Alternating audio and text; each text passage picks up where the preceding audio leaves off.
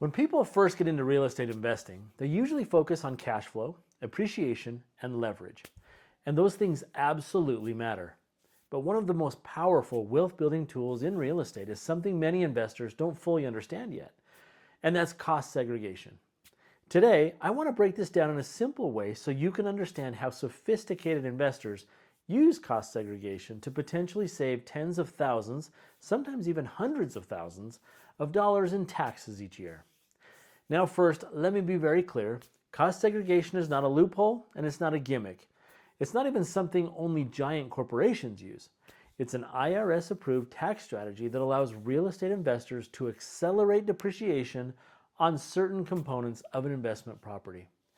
Normally, residential investment property is depreciated over 27 and a half years.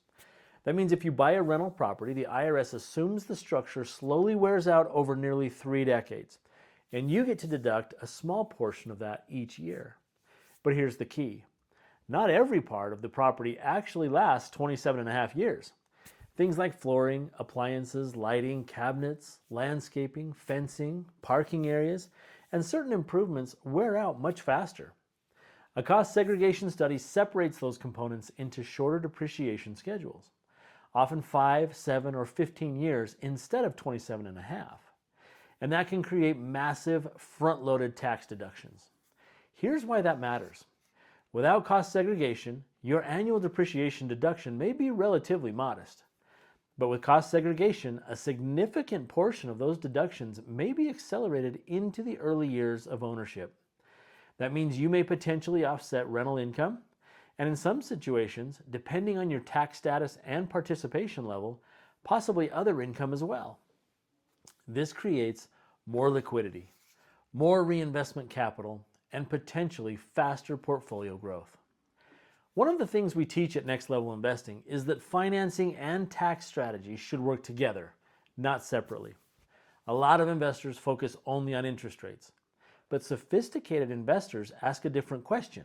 They ask, how do I maximize the after-tax return on this property? Because sometimes the real wealth isn't just in monthly cash flow. It's in the tax efficiency. Let's say you purchase a property using financing. You're already using leverage to control a larger asset with less money down. Now combine that leverage with accelerated depreciation through cost segregation.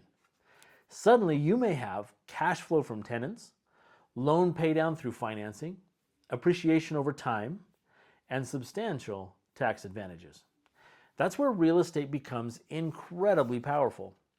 As always, I encourage every investor to speak with a qualified CPA or tax professional to determine whether cost segregation makes sense for their specific situation. Now let's talk about how the acceleration actually works. When a cost segregation study identifies short life assets, many of those components may qualify for bonus depreciation.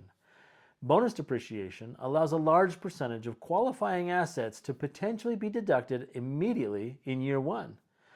For 2026, bonus depreciation is no longer 100% like it was a few years ago, but partial bonus depreciation still exists unless Congress changes that law again. Tax laws change frequently, so investors should always verify the current rules with their CPA. Here's a simplified example. Let's say you buy a $500,000 rental property. Maybe $100,000 to $150,000 of the property gets reclassified into shorter life assets, and a substantial portion of that may become immediately deductible through bonus depreciation. Instead of taking roughly $400,000 divided by 27 and a half, which is about $14,545 in annual depreciation, you might generate 40 to 60 or even more in the first year depreciation deductions, depending on the study and the tax rules. That's why investors often refer to this as front-loading depreciation. Now, there are several important caveats investors need to understand. First, passive loss rules. For many investors, these deductions offset rental income first.